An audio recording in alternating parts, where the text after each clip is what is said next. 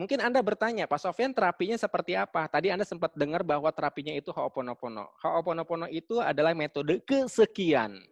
Kesekian. Metode pertama adalah kita harus kembali kepada Tuhan kita. Sebab apa?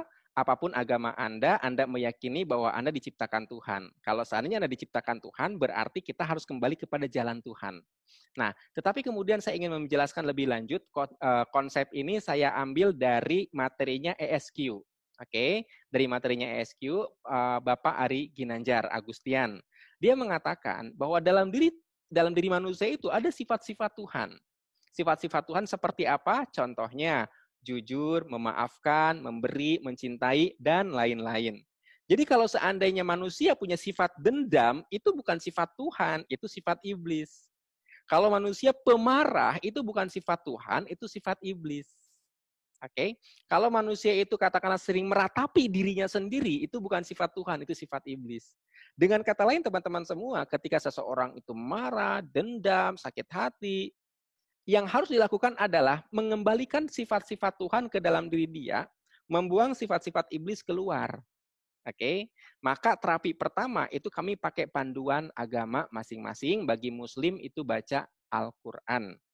Oke, nah lebih spesifik lagi baca Al-Baqarah tamatkan 3 hari, kurang lebih seperti itu. Nah, dalam diri manusia sifat-sifat apa ya? Di antaranya Asmaul Husna ya. Nah, saya merasa dikuatkan lagi dengan ceritanya Andi Novel Adilang. Andi Novel Adilang ini salah satu, bukan salah satu ya, nelayan bukan nelayan, sebenarnya dia penjaga pantai lah, penjaga ikan sebenarnya. Jadi di atas kapalnya itu ada lampu. Nah, si ikan-ikan itu akan masuk ke belakang, ke bawah perahunya, dan di bawah perahu itu sudah siap jaring. Nah, pada satu masa ternyata ikatan perahu dia ke perahu induk itu lepas. Oke, dia terapung-apung selama 49 hari.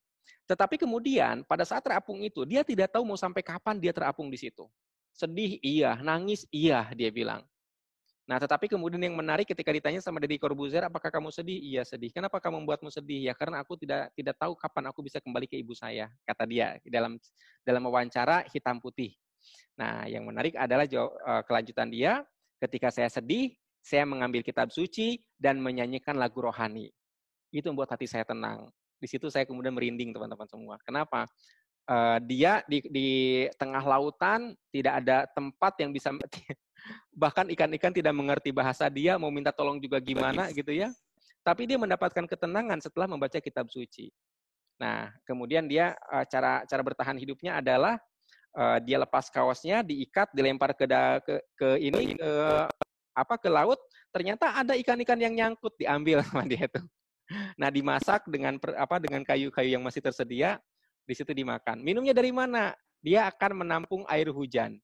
Pertanyaannya, siapa yang menurunkan air hujan? Siapa yang mendatangkan ikan-ikan mendekat kepada dia? Siapa yang menjaga dia agar tidak diserbu sama ikan-ikan besar, katakanlah. Karena dia bilang ada juga ikan besar yang mendekat di situ, saya ngeri katanya. Itu semua adalah Tuhan, itu semua adalah Allah ya. Artinya apa? Bahwa ternyata ketika seseorang dekat kepada Tuhannya, maka dia akan selamat. Kurang lebih seperti itu. Oke, jadi makanya kalau misalkan dia sudah dekat sama Tuhannya, dia tidak akan takut masa depan dia mau seperti apa. Dengan kata lain, sebenarnya teman-teman semua, ketika seseorang takut dengan masa depannya, berarti dia belum dekat dengan Tuhannya. Itu aja ya. Nah, salah satu terapi kami diantaranya adalah mendekat kepada Tuhan. Nah, lalu teman-teman semua, aplikasi secara teknis itu terapinya seperti ini. Kenapa saya jelasin sekarang? Karena mungkin nanti Anda akan bertanya gitu ya. Pak, terapinya gimana? Terapinya gimana gitu. Jadi sebelum Anda bertanya begitu, saya sampaikan di sini dulu. Jadi nanti Anda nggak ada pertanyaan lagi ya, terapinya seperti apa. Pertama, teman-teman semua, apapun yang kita alami sebenarnya feedback dari orang lain. Contoh, saya tersenyum kepada Anda balas tersenyum. Tapi kemudian ketika saya bersikap kasar ke orang bersikap kasar kembali ke saya, maka itu sebenarnya semata-mata karena sikap saya duluan. Jadi orang, alam, keadaan itu hanyalah bereaksi terhadap aksi saya, terhadap tindakan-tindakan saya. Ketika saya berhasil mengubah tindakan, maka semua respon mereka itu akan berubah semuanya.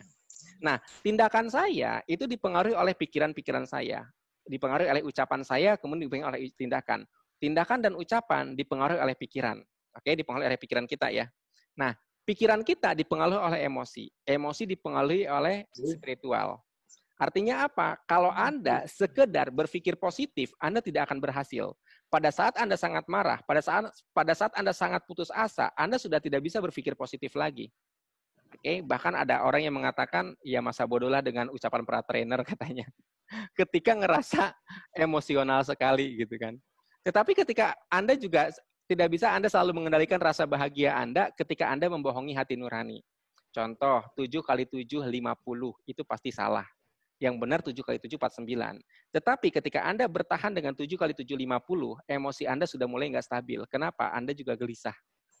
Nah, ketika bagi Muslim, sholat itu wajib, lalu ditinggalkan, sebenarnya dia udah mulai gelisah. Hati nuraninya gelisah.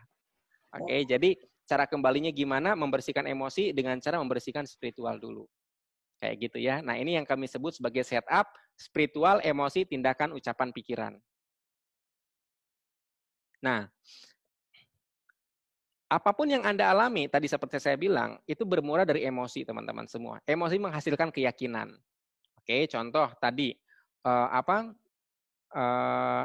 saya marah bila, itu kan keyakinan Anda sebenarnya. Bila mengalami ini, maka Anda marah gitu loh. Bila mengalami itu, maka saya sedih. Itu adalah sistem keyakinan yang Anda bentuk sendiri. Keyakinan-keyakinan ini kemudian mempengaruhi tindakan. Orang marah itu seperti apa? Anda merasa seperti benar untuk melakukan ini, melakukan itu sebagai ekspresi keyakinan tadi. Nggak sadar. Tindakan itu menghasilkan kebiasaan. Tindakan yang berulang-ulang menghasilkan kebiasaan. Kebiasaan ini menimbulkan pola.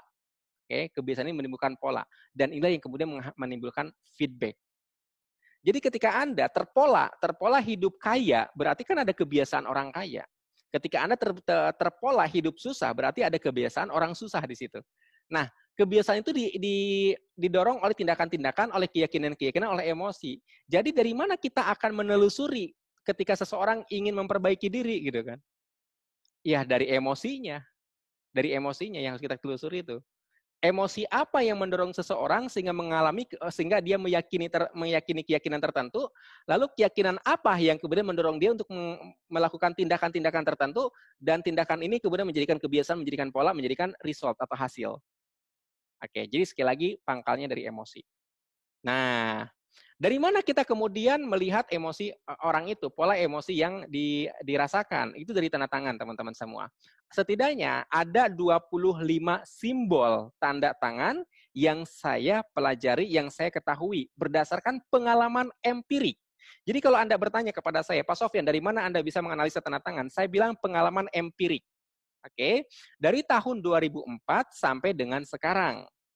Nah, pengalaman empirik ketika saya menemukan, oh ternyata ada simbol ini. Saya tanya ke beberapa orang, jawabannya ternyata begitu, sehingga saya simpulkan, orang yang tanda tangannya seperti ini itu artinya ini, kurang lebih seperti itu ya.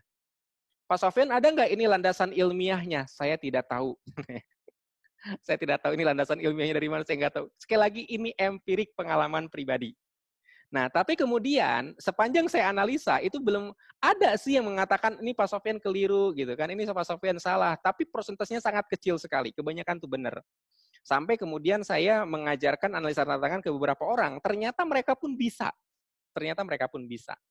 Oke. Nah, dari 25 itu, saya menemukan bahwa ada 5 simbol nih yang bisa saya bagikan kepada teman-teman. Untuk apa?